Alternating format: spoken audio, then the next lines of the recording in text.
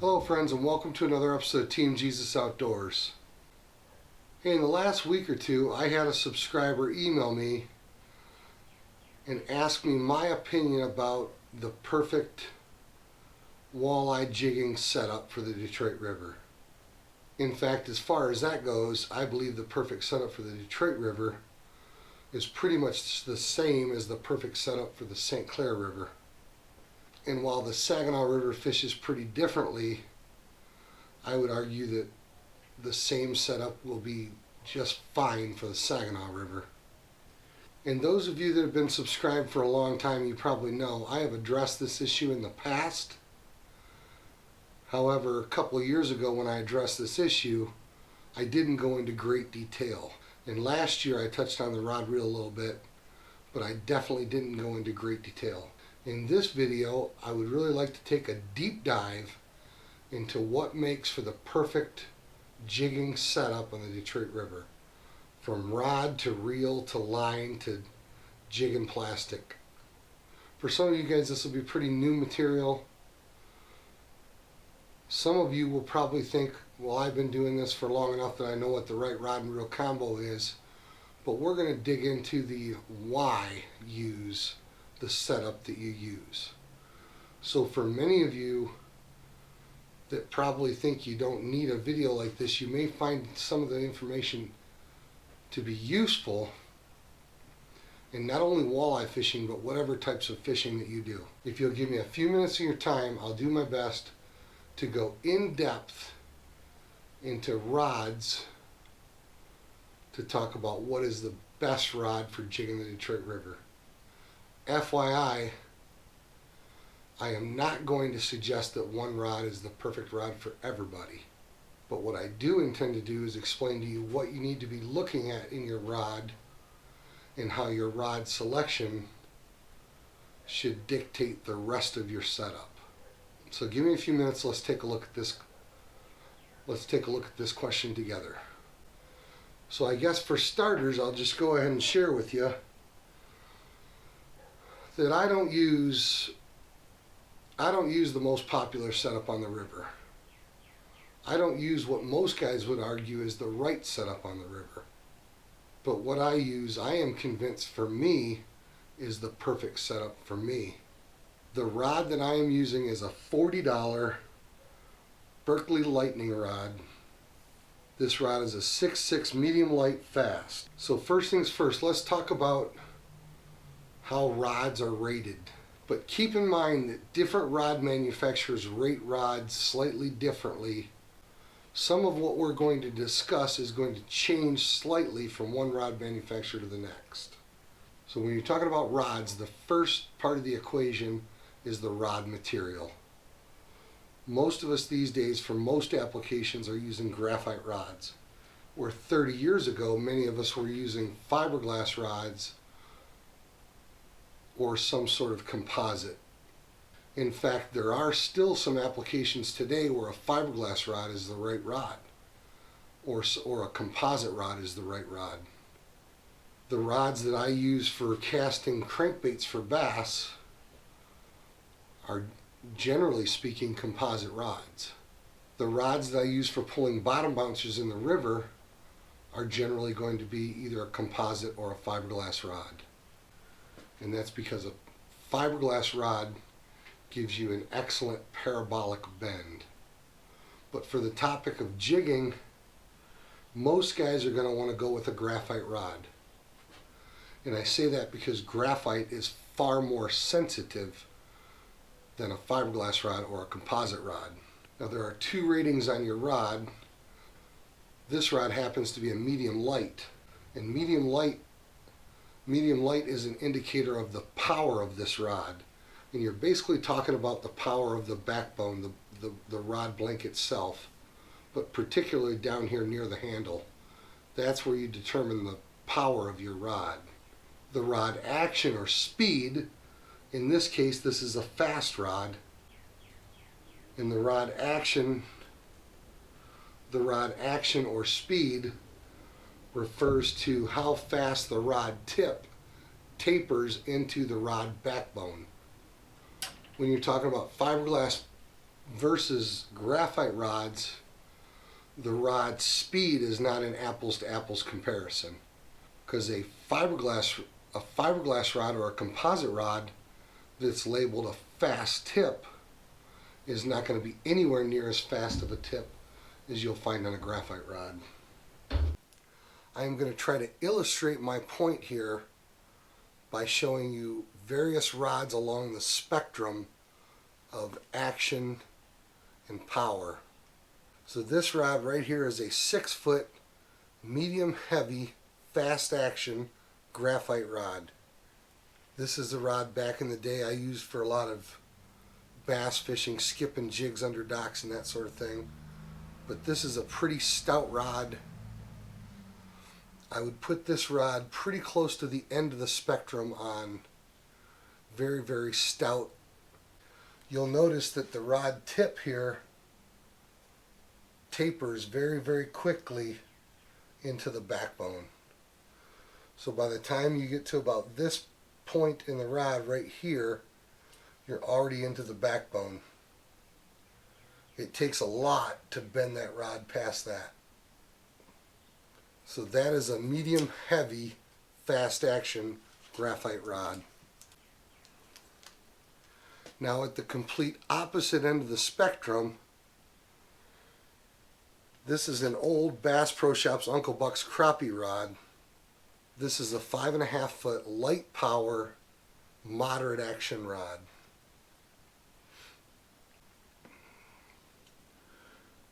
You'll see that it's a pretty moderate taper into the rod blank. In fact, way back here, the rod's still bending pretty easily before it gets into the rod blank.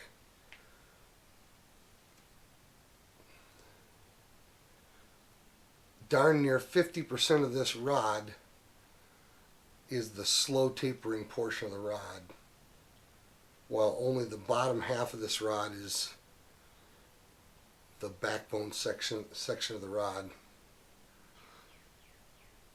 Right sort of in the middle of the spectrum is this Bass Pro Shops Tourney Special medium power fast action rod.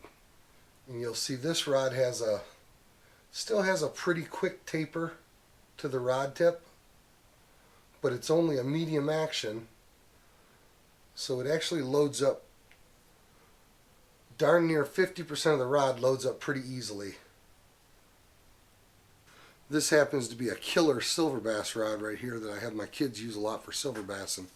Now, when I'm using a bait cast rod and reel jigging the river, the rod that I use is an old Berkley Fireflex. This is a rod built by Berkley back in the mid to late 90s. I wish I had a half dozen of them, but I only have this one. This rod was designed specifically for the use of fireline. This is a 5.5 foot medium power rod with a moderate action. Now you'll see in some video footage that when I load this rod up on a decent sized fish, this rod loads up halfway back to the handle of the reel, and this rod stays loaded up the whole time that you've got a fish on. Even with smaller fish, this rod will stay loaded up. That is in fact the primary reason that I like a moderate action rod.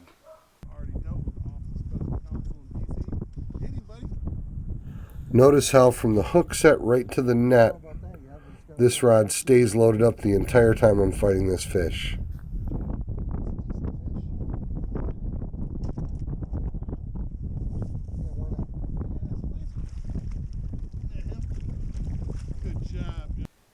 I like a graphite rod for the sensitivity, but I like a moderate taper that stays loaded up when you're fighting your fish. Because when you get those smaller fish, those 1 and 2 pound walleyes, and you set the hook and you move that fish a half a foot in the water column, with a real fast rod, that rod tip will come unloaded until you get pressure on the fish again. And that's where that jig pops out. You're using a 3/4 ounce or a 1 ounce heavy jig, And when that rod tip unloads, that fish has a good opportunity to shake that jig. So that's my favorite bait cast setup. It's a 5.5 foot, which sometimes I find useful when I'm running the trolling motor up the front of the boat. I find it useful sometimes to have that short rod, which keeps your jig directly right underneath the trolling motor. Going back to my Berkley Lightning Rod, and I've got 2 of these, and I use these the majority of the time, honestly, that I'm jigging for walleye. But again, this rod is graphite and it has incredible sensitivity. I mean incredible sensitivity. It is in fact a fast action rod, but because it's a medium light and because it's 6.5 foot, so a slightly longer rod, it actually does stay loaded up quite nicely. And you'll see in some of the fishing footage here that this rod stays loaded up real nice, even with smaller fish.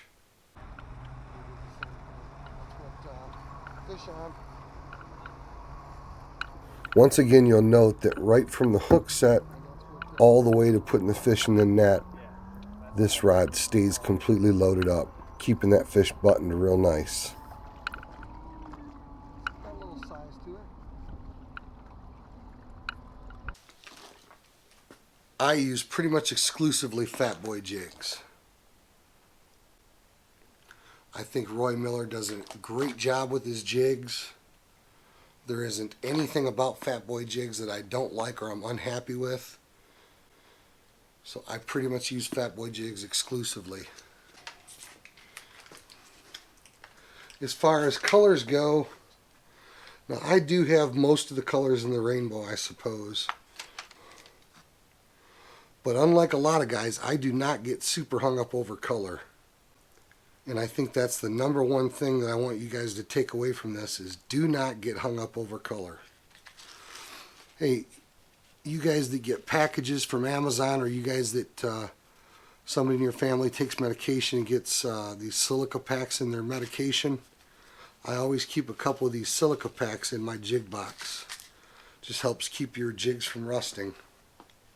Now, I personally am pretty convinced Jig Color should be the last part of the equation that you're concerned with, and should be the least of your concern in the bait equation. I could probably be happy with only carrying 4 or 5 Jig Colors would be fine with me. But my favorite color soft plastic is the D-Town Brown with either the green or the chartreuse tail. And so I'm typically going to pair that up with something in the range of chartreuse or fire tiger. But again, like I said, heck, the jig color to me is just not that important. I'd throw this on a black jig in a second and not think a thing about it. But what's more important, I think, is you'll find that your worms have a seam. Now this camera's not good enough that I could get it to focus on the seam, but just take my word for it. Most of your worms or your finesse minnows are going to have a seam. And I will make sure that I will use that seam to make sure that I'm keeping my bait straight on my lure. Because I believe that's the most important thing about your jig and your plastic is to make sure that you get that plastic on straight. If you get that plastic on your jig kittywampus, you get it on there kind of cockeyed, that thing's going to helicopter all the way down to the bottom, and you're going to have a whole bunch of line twist in your line. So do your best to run that thing down the seam and get that as straight as you can on your line. Now I see that this particular maniac worm has a tail that's kind of kicked off to one side, and that would probably bug the crap out of me. I'd probably take it off, but try to get that worm as straight on that jig hook as you can get it. And I think with color, as a general rule of thumb, if you've got real bright skies, I think you probably want to go with the most realistic and natural looking colors. So like a blue ice, for example, or just a plain white super fluke. Your browns, your worms in a brown base. I would go with your most natural colors on those days that you've got a real bright sky and real clear water. If you've got a lot of cloud color, that's a great time to go to some brighter colors, colors that stand out a little better, like your fire tigers, your chartreuses. White is a good color to use on a cloudy day. That's probably a great time for you guys that love your Wonder Bread color. And if you've got dark skies and or muddy water conditions, that's the time to go to black. That's when you want to run a black jig and a black worm, or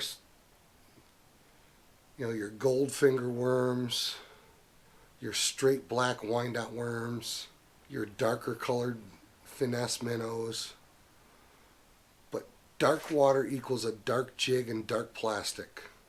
When I said I'm a big fan of the D-Town brown with the chartreuse tail, I wasn't kidding. I run D-Town brown with a chartreuse tail about 75% of the time I'm fishing. Detroit River, St. Clair River, Saginaw River, I don't care. I love D-Town brown with a chartreuse tail. I'll use it when it's bright skies and gin clear water. I'll use it when it's cloudy and or stained water. The only time I really get hung up on jig color or plastic color is when you've got muddy water. Dark skies or muddy water, and I am definitely going to go with a black jig and a black worm. Now guys, if you're using braid, I think the best knot you can use is a polymer knot. And I think it's hard to argue with that. If you're using mono, if you're fishing with a fluorocarbon leader, which I don't know why anybody wants to fish with a fluorocarbon leader, because it just does not make a difference. But if you're one of those guys that insist on using a fluorocarbon leader, then you probably don't want to use a polymer knot. You probably want to use a clinch knot or whatever your favorite fisherman's knot. But because I always use braid, I always tie a polymer knot.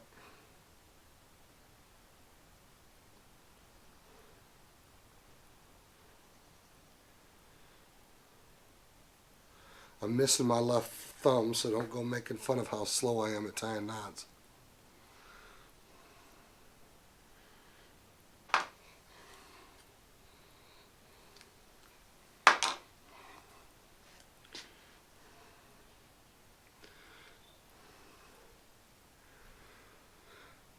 And there it is.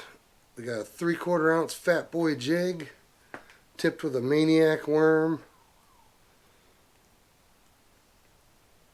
This setup's almost good to go. Last tip of the day, maybe the most important tip of the day. It is absolutely insane to go out and spend the time and the money to jig the Detroit River or the St. Clair River or the Saginaw River. It is absolutely insane to go out and jig for walleye and not use a stinger hook. Now what type you use, everybody has a preference. These are just stinger hooks that I tie myself. So I use the plain old simple sliding sleeve method. For years I used the kind with the wax glued in the tip. But since I tie my own, I find these to be quick and easy to tie. And you can take them off when you're switching jigs pretty easily. And there it is. There's your finished product. And that's what I'm running the vast majority of the time I'm on the river. I tie my stinger hooks with 10-pound Berkley trilene, and I prefer a number 8 or a number 10 treble hook. But that right there, to me, is that's the perfect lure right there for jigging the river. Like I said, for jigging, part of the equation's simple. A braided line is the right line to be using when you're jigging. It's far more sensitive. I mean, I would venture to say, I bet it's 10 times more sensitive than mono. You just feel everything with braided line. There's zero stretch. So on a hook set, on a real hard hook set with monofilament, that line might stretch 2 feet. Braided line does not stretch at all. So you get a far better hook set. It's far more sensitive. Braided line is simply the right line to be using when you're jigging the river. I hope this helps you guys choose your next rod reel combo, or maybe it's your first rod reel combo for jigging the river. I hope this helps you guys choose the right combo for you. Thank you guys so much for all your support. Please keep watching the videos. Please keep smashing that like button. Keep commenting on the videos. And most importantly, thank you guys that are sharing the videos on Facebook. Please keep sharing the videos on Facebook. That really helps grow the channel and helps us grow the ministries of Team Jesus Outdoors. Hey guys, thanks a bunch. God bless. Tight lines. We'll see you.